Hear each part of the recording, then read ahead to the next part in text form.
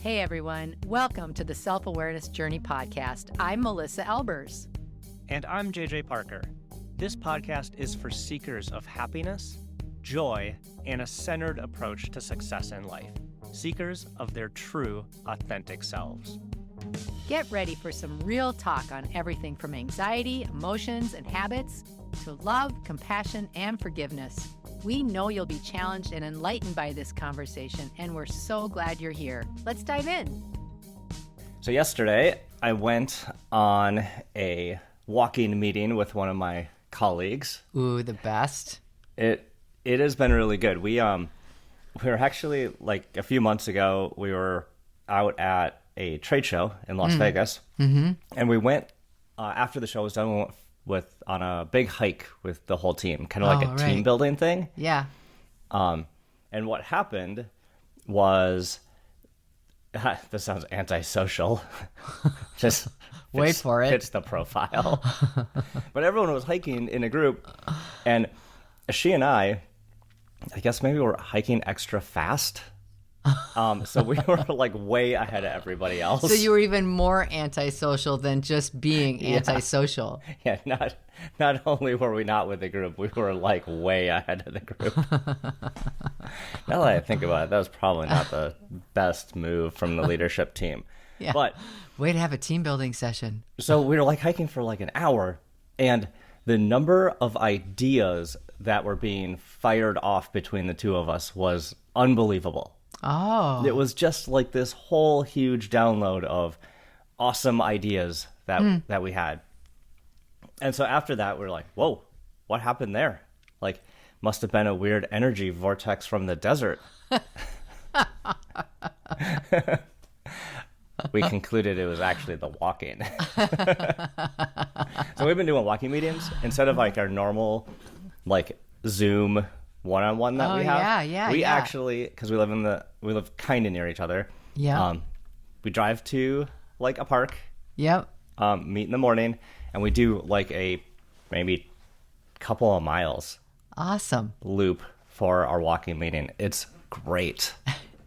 Why do you think it was so great? I mean, I actually like them too. I'm just like recalling some of the walking meetings I've done. Mm-hmm. And you're right, there is a little bit of a different vibe. Why did you think it was so great? Well, I think there's a couple of things happening when you're walking with somebody. First, it's just knowing that your brain works better when it's getting oxygen. Yeah, that's true. When you're not holding your breath out of terror or anger. and the only way to get more oxygen to it is to move your body around. Mm. So I think there's just something about the physical movement that just helps you think better. Mm. Mm. Second, that idea that you're just like walking side by side together. Mm-hmm. It's like, for me, kind of like maybe as an introvert a bit, it's like less intimidating than a like face-to-face conversation. Right. Yep. So to me, it like is more relaxing. Like if I have to sit like face to face with somebody, to me it's intimidating. I mean, not that I can't do it, but it's like it's a different. It's a little more preoccupying. Like you're preoccupied with the fact that you're like eyeball to eyeball. Yeah, and when you're walking, especially if you're walking out in nature, or really anywhere, like there's also a lot of like things to kind of like notice or distract you a little bit. I think so. Which like helps me actually stay a little bit more focused. Maybe as someone with like a little bit of a tendency to have their mind wander. It kind of helps me stay focused. Yeah. I was just reflecting on, by the way, when you said like there's distractions, it reminded me of this time you and I were walking through the Skyways. I can't even remember when it was, but I do remember there was a huge donut shop. Do you remember that? Yeah. And I made an instant 90-degree angle straight turn in and got a dozen donuts that I wasn't even planning on having to carry through the Skyways the rest of the afternoon. So worth it. But yeah, I do think you're right. I think it lowers your guard. Mm-hmm. I think it lowers your emotional guard, and I also think, when you're doing something physical like that, it requires you to put a certain percentage of attention on that physicality. Mm-hmm. So you can't get too intense. I mean, well, you can, but it's not likely that you'll be able to stay as intense in your focus of conversation. I don't think. It helps ground you, but it doesn't prevent you, is what I mean. Yeah. Oh, that's a good phrase. It definitely seems to be pretty grounding. Yeah. And I think too that allows you to have more openness. Because if you're not all in on a single conversation, usually if we're all in, we also have an agenda and we also have really strong expectations. And these are all such subtle things. I don't think we go into them consciously thinking like this, but I think that's what happens. You know, it's like, oh, we have 30 minutes on the Zoom and we're going to make the most of it, and da-ba-da-ba-da, you know, but when you're walking, it's like, oh, funny, look at that rock. Oh, that's a weird, is that a butterfly? I haven't seen a monarch in 5 years. I mean, you know, that's kind of what you do. So your mind is able to stay more relaxed. Yeah, especially like a Zoom meeting. Like the other thing with Zoom that you just that just popped in is like you can have a conversation like on the computer, but you can also be super distracted by like you get cute emails in the background, or you're like looking at your phone just off camera, or you know what I mean. There's like all sorts of things. But when you're walking with someone, you can't get away with any of that stuff. No, get away with. I was just thinking. Oh, go ahead. Go ahead. No, go ahead. Oh, the other thing that I really like about walking side by side with somebody, it feels like there isn't a hierarchy. It feels like very much like you are in a peer. It's like a partnership thing. Equal. Yeah. In my experience, a lot of, especially work meetings, it's really easy to have like the subtlety of the organization's hierarchy kind of like creep in on meetings. You know, you'll see it who's talking the most, who brought the agenda, who, you know, you'll see it in all these like subtle little ways. Right. But when you're just walking next to somebody shoulder to shoulder, it seems to evaporate the hierarchy. Yeah. I think, you know, not even only in creative conversations, which is the sort of the example that you started with, but I also think emotional conversations that can be very difficult. I think walking feels safe.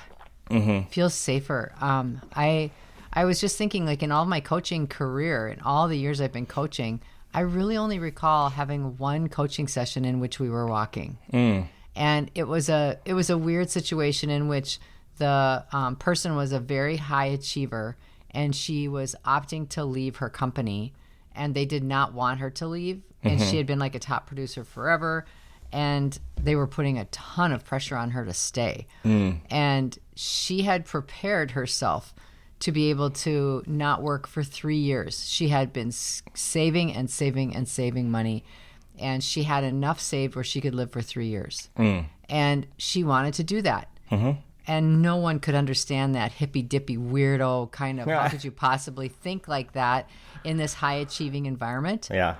And so they actually hired me as her coach. Now, under the premise of just helping her make sure she was in alignment with what she wanted, well, it was a bit covert. I learned very quickly that they were just trying to get me to have her stay. Yeah, right? You picked the wrong coach. Yeah, you picked the wrong coach for that. Exactly. So, yeah, exactly. Yeah. Funny, I haven't had any more projects with them. No, I'm just kidding. I'm just kidding. But this is the thing that's really interesting. She was the one who said, well, I think we should go for a walk and have our conversation. And I was like, oh, okay. And I thought, that's kind of different. Like, I've never had somebody suggest that. I've had everybody suggest, can we go out for coffee? Do you want to have lunch? Do you want to, sit down somewhere and talk? It's sort of like this weird assumption that in order to have any kind of depth in a conversation, you have to be sitting. That's kind of what it felt like. And so we did. We went on this walk, and we both lived on the same end of town. So we went to a park, a regional park that had all these trails. And I remember thinking in the parking lot, this is just kind of weird that we're doing this. Is this going to be weird? Anyway, it was one of the most dynamic and interesting conversations that I've had. And just, it allowed me to ask her a bunch of questions and have her be curious about what I was asking. And look around, and there was all sorts of stuff happening. We saw deer. We saw, a million squirrels. It was a beautiful day, a light breeze. It was summer. And it was just a beautiful, beautiful day. And I still remember to this day how that felt, having that conversation with her. I mean, it left such an impression on me. Isn't that funny? Like how one of your most memorable coaching moments was a walking meeting. Yeah. And I had like only 3 coaching sessions with her. So, a lot of my coaching clients I have really long-term relationships with. So we know each other quite well. In this situation, we really didn't know each other quite very well at all. And yet the depth of our conversation was pretty intense. Now, it could have been part of her personality and mine mixed together. But I do think that the walking part of that really changed the dynamic enough for that authenticity to come through immediately and not after 3 months of knowing each other or 6 months of knowing each other or something like that. Yeah. You said the authenticity of it. Like there is something that, I don't know, makes you maybe feel or act more authentic when you're just walking. It's like such a simple act.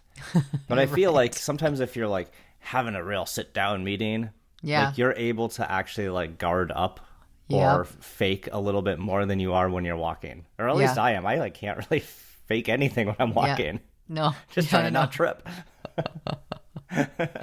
Don't walk like you're stupid. Don't walk like you're stupid. Come on, Melissa. Walk like you got this. When I was going through like my business partner divorce, I did a couple things. Like first, like it was hard to get my brain around a lot of that stuff, and I actually did some therapy during that time, and I did walking therapy. I found a therapist who didn't work out of an office. Really? I never knew this. Yeah, and we met at I think we met at Lake Calhoun. Bidemakaska. It's not that, sorry. So we met at the lake, and it was like a 1-hour loop around the lake. Yep. Like she kind of had it down. Well, it's 3.2 miles. So I did a couple sessions where I did like walking therapy, and it was really helpful. The only awkward thing about it was it kind of feels a little bit exposed, where you're like, let's talk about my darkest, deepest fears and feelings right here in public with all these when other everybody's people running back and forth around. But the fact is, no one's listening to you. I mean, you know what I mean? Like if someone passes you, they have like the smallest fragment. Snippet. It doesn't, none of it matters. But it was really nice. Like it felt, to me, it felt a lot easier than like going to an office. Well, I agree with you. And I would say actually the lakes downtown Minneapolis are amazing locations to do that. And they're so centrally located. It's easy to meet people in places like that. I was just reflecting as you were talking the number of times that I've run around that lake and all the others around it, just from training for marathons and half marathons and stuff. And the number of times that I have asked girlfriends to meet me and do a walk. And, hey, let's go for a walk and then go get lunch or something like that. And you do have your best I have some of my best conversations when I'm on a walk, for sure. And I think I also reflect on in times in my life where things have been really hard. One particular, when the kids were in junior high, I remember it was just a really hard time in our marriage. It was a hard time with the kids. And it was just challenging. Everything was challenging. And me being the keep it all together and don't ever show any weakness kind of gal, back then especially, I remember calling a girlfriend and saying, hey, our kids have hockey this afternoon or tonight or whatever. Do you want to go for a walk while they're there? And I remember just having this major conversation with her on a walk. And it felt more private, even though we were out in the open, because we were alone walking. And it also felt freeing because it was just one-on-one. She had agreed. And I think there's also an unspoken thing that happens energetically when people are going for a walk together, that you do have a more open, like, oh, I wonder what we're going to talk about. I wonder what we're going to, you do it's very subtle and it's very subconscious, but I think it's very, very, very there. Oh, do you think there's a little bit of like a social context for like if you want to go get coffee, maybe like that doesn't imply as deep of a conversation as like, do you want to go for a walk? Is that what you're saying? Yeah. Yeah. Yeah. Yeah, I think you're right. I do think that. I didn't actually realize I thought that, but I do. I do think that. We've discovered something. Walking with friends is great. Yeah. Like, I like it. I mean, exactly for the same reason. I think the conversations get deeper. Yeah. And you're exercising and talking. I like it so much better than going to get coffee or lunch or something. It seems useful to me. It seems more useful to me. So I wonder, this is really funny, because I just realized this. I think it also depends on the person, though. Like, maybe you and I have that assumption and other people do not. Like, for example, earlier this week, I had a girlfriend that I just love her. She's awesome. We don't ever see each other. Our kids were the same age, and when our little girls were 1.5 years old, they were just inseparable. She had twins, and she had said, "Oh, let's get together and just catch up." And I said, "Well, why don't we go out to the Arboretum?" Because I'm thinking there's a lot of walking trails, and then I said, and then afterwards we can go grab some lunch. She's like, "Great." So she shows up and I show up. I'm expecting we're going to be, and it's hot, by the way. It's one of these days recently that was just hot. And, she's in a lovely outfit with a big boho bag. Here's me flip-flops, because I was expecting we're going to go for a walk. Yeah. But she was like, okay, so let's be outside for like 8 more minutes. That's what she said. And I was like, wait, what? You got that's it? That's the walk? You got your power walking shoes on. You got your water bottle ready. Got your sun visor on. Sunscreen, I'm ready. You're ready to go. And she said, 8 more minutes outside. And I was like, oh, so I had to adjust my thinking because in her mind, that wasn't where the real stuff was going to happen. That's funny. Isn't it? Yeah. So maybe you got to get that clear. Yeah. When you ask someone for a walk. Yeah. What kind of walk? What kind of walk is this? Is this a veer into the store and buy a dozen donuts walk? Yeah. Or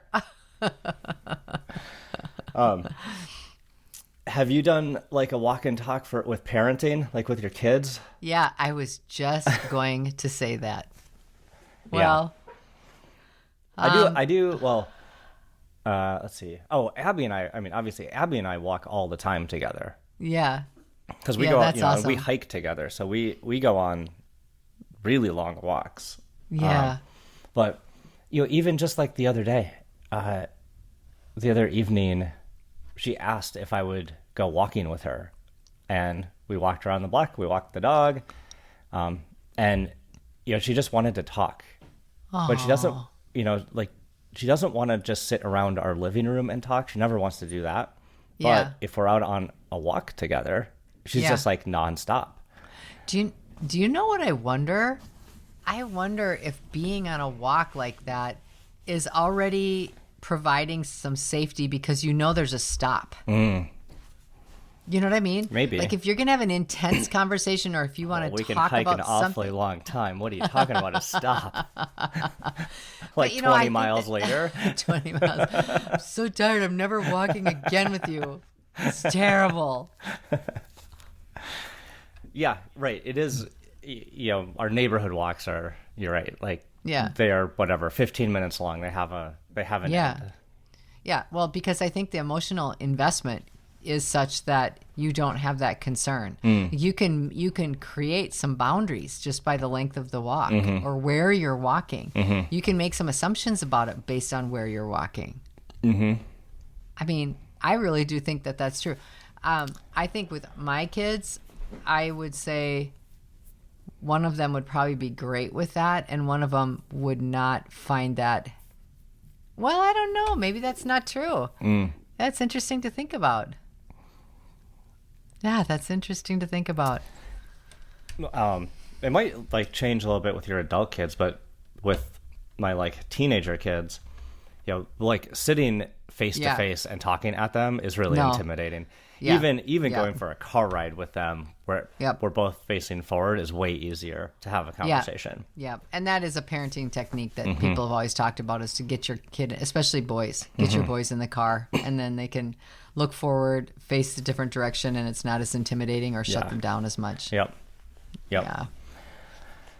Well, the other thing that is good about like walks is, and I love it in a work context, is like the hike we took out in Vegas in the desert was an amazing walk, but it was also like a shared experience. Oh, yeah.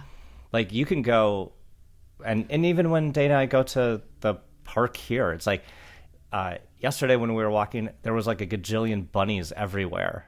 Like, because they're all on the path. There just all these baby bunnies everywhere. I love that you call them bunnies and not rabbits. What?